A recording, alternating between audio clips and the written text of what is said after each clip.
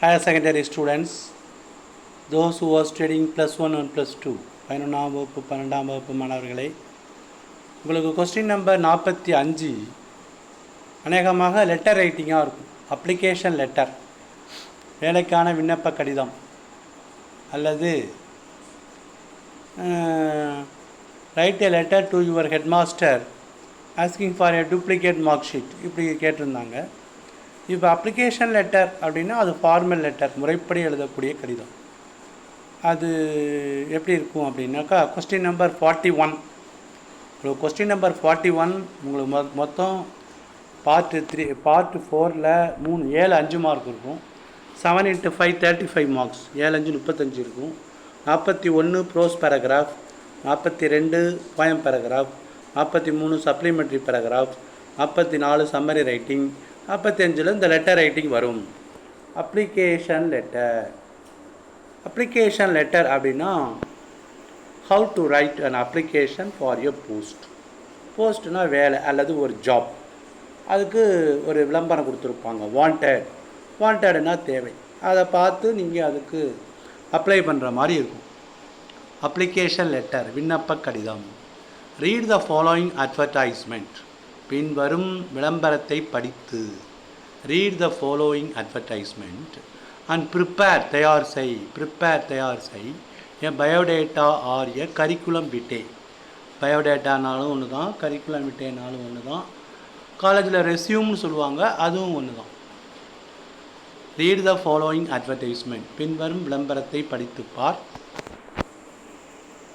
அது கேட்ட பதிலளி, ஒரு பயோடேட்டா தயார் செய். இது வாண்டட், இதுதான் கொஸ்டினில் இருக்கும். வாண்டட், ஹூ இஸ் வாண்டட், தேவை. யார் தேவைன்னா சேல்ஸ்மேன் தேவை. குறைந்தபட்சம் மினிமம் 3 இயர்ஸ் எக்ஸ்பீரியன்ஸ் கேட்குறாங்க. குறைஞ்சபட்சம் எத்தனை வருஷம் அனுபவம் கேட்குறாங்கன்னா 3 வருஷம் வேலை பார்த்துருக்கணும். இப்போ நம்ம முதல்ல ஃப்ரம் எழுதணும். ஃப்ரம்னாக்கா நம்ம you should not right your name, பேரை எழுதக்கூடாது. ஃப்ரம்னு போட்டு XX, அட்ரஸுக்கு மேலே YY, இப்படி தான் எழுதணும். ஃப்ரம்க்கு அப்புறம் 3 X போடணும், அப்புறம் 2 Y, அப்புறம் 1 Y, கமா, கடைசியில் ஃபுல் ஸ்டாப், அவ்வளோதான். ஃப்ரம்க்கு அப்புறம் எந்த பங்க்சுவேஷன் மார்க்கும் வைக்கக்கூடாது. ஃப்ரம் அப்புறமா to the post box number 2339. உங்கள் கொஸ்டின்லேயே கொடுத்துருப்பாங்க வாண்டட் அப்படின்னு போட்டு, applications are invited for the post of, விண்ணப்பங்கள் வரவேற்கப்படுகின்றன இந்த வேலைக்கு அப்படின்னு என்ன வேலைன்னு கொடுத்துருப்பாங்க. அப்புறம் அப்ளை டு அப்படின்னு இருக்கும். அந்த டூக்கு அப்புறம் உள்ளதான் நம்ம to address, to the manager அப்படின்னு இருக்கும் இல்லையா, அதுதான் டூ அட்ரஸ். இதில் போஸ்ட் இந்த எந்த ஆள் பேர் கொடுக்காம post box number 2339 care of the Hindu, Chennai 6,02,000 அப்படி கொடுத்துருக்காங்க. இதுதான் டூ அட்ரஸ். இந்த டூ அட்ரஸை யூ நீட் நாட் மெமரைஸ், நீங்கள் மனப்பாடம் பண்ண வேண்டியதில்லை. கொஸ்டின் பேப்பர்லேயே டூக்கு அப்புறம் கொடுத்துருப்பாங்க, அதுதான் to address. Respected sir or madam, இது ரெண்டுத்தில் ஒன்று எழுதுறீங்க. மதிப்புக்குரிய ஐயா அல்லது அம்மா, கமா. இந்த ரெஸ்பெக்டட் சார், இந்த சல்யூட்டேஷன் போட்டுட்டு தான் சப்ஜெக்ட் ரெஃபரன்ஸ் எழுதணும். சில பேர் சப்ஜெக்ட் ரெஃபரன்ஸ் எழுதிட்டு அப்புறம் ரெஸ்பெக்டட் சார் போடுவாங்க, அது தப்பு. ஃபஸ்ட்டு என்ன பண்ணணும், ரெஸ்பெக்டட் சார் சல்யூட்டேஷன் போட்டுட்டு தான் சப்ஜெக்ட் ரெஃபரன்ஸ் வரும். சப்ஜெக்ட்னா பொருள். Applying for the post of salesman அல்லது இங்கிலீஷ் டீச்சர் அல்லது மார்க்கெட்டிங் எக்ஸிக்யூட்டிவ், இது ஏதாவது ஒன்று கொடுத்துருப்பாங்க.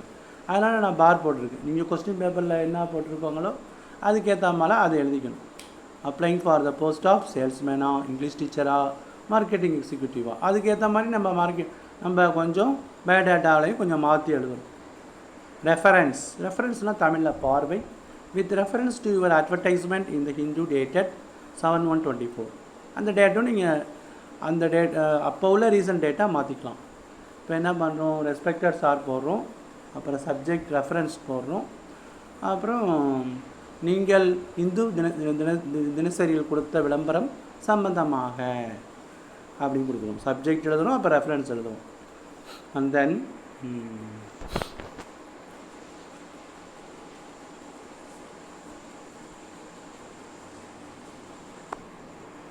சிம்பிளாக எழுதணும். Some persons may find it difficult, சில பேருக்கு கஷ்டமாக இருக்கும். அதனால் நம்ம கொஞ்சம் ஈஸியாக நான் நம்பர் போட்டிருக்கேன், அந்த நம்பர்லாம் நீங்கள் பரீட்சையில் எழுதக்கூடாது. ஐ saw your advertisement, நான் உங்கள் விளம்பரத்தை பார்த்தேன். I saw your advertisement. I have the necessary qualification. எனக்கு தேவையான தகுதிகள் இருக்கின்றன. குவாலிஃபிகேஷன்னா தகுதி. I wish to apply for the post. இந்த வேலைக்கு விண்ணப்பிக்க விரும்புகிறேன். If I were given the job, எனக்கு வேலை கொடுத்தால் I would work hard and sincerely. நான் கடினமாகவும் உண்மையாகவும் உழைப்பேன். I have enclosed my certificates for your perusal. பெருசல்னு எழுதலாம் அல்லது ரெஃபரன்ஸ்னு எழுதலாம். Thanking you, yours truly or sincerely. எக்காரணம் கொண்டு நீங்கள் ஒபிடியன்ட்ல எழுதக்கூடாது. இப்போ நம்ம என்ன பண்ணுறோன்னா ரெஸ்பெக்டட் சார் அல்லது மேடம் போட்டுக்கிறோம். Subject applying for the post of dash regarding reference with reference to advertisement in the Hindu paper dated. அடுத்தது அப்புறம் என்ன எழுதுகிறோம்? ஐ saw your advertisement. உங்கள் விளம்பரத்தை பார்த்தேன். I have the necessary qualification. இந்த நம்பர் போட வேண்டியதில்லை. இந்த நம்பர் உங்களுக்கு ஈஸியாக இருக்கணுங்கிறது அந்த 5 வரி அதுக்காக கொடுத்துருக்கோம். I wish to apply for the post. இந்த வேலைக்கு விண்ணப்பிக்க விரும்புகிறேன். If I were given the job. இந்த வேலையை எனக்கு கொடுத்தால் ஐ வுட் ஒர்க். நான் கடினமாக உழைப்பேன்.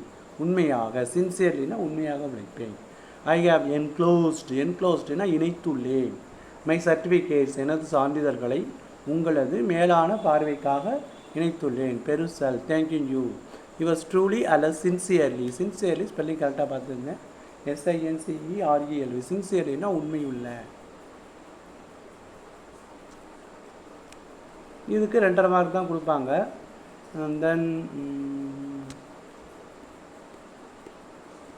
பயோடேட்டா எழுதணும்.